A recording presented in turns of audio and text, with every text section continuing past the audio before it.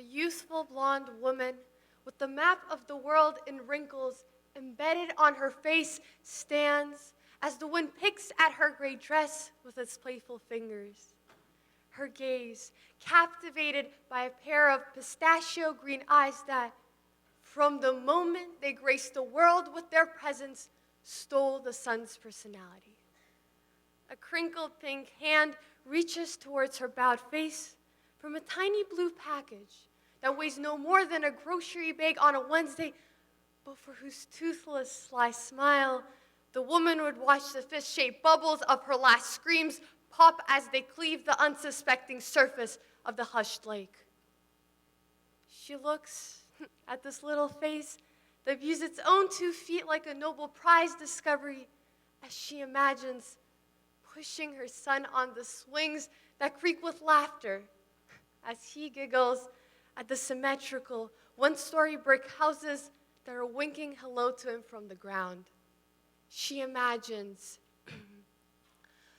wiping the slightly damp corners of her eyes as her son parades around the living room carrying a plastic leadership award from grade 1 while declaring with the pride of an Olympic champion, "Look, Mommy, look, I am the boss."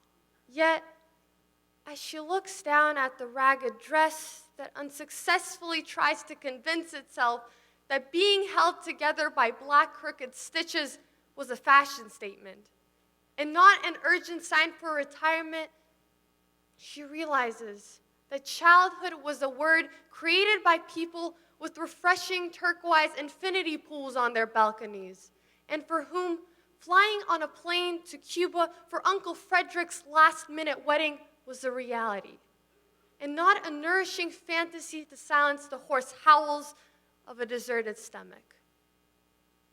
A 10-year-old boy sits, grasping a silver needle like it's a plank of rotten wood during a violent tsunami.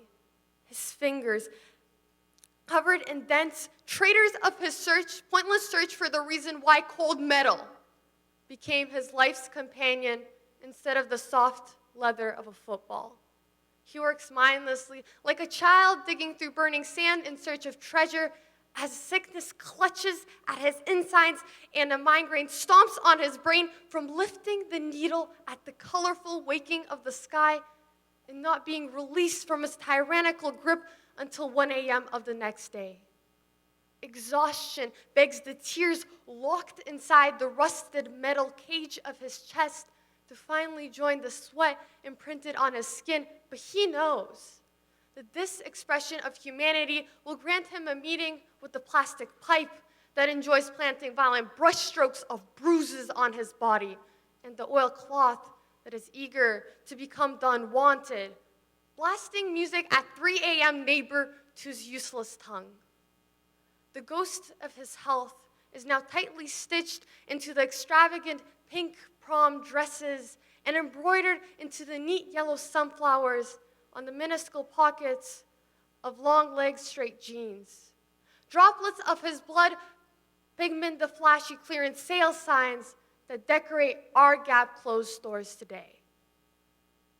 He used to have pistachio green eyes that, like cameras, captured every single golden Labrador that caused his heart rate to vibrate in overwhelming awe.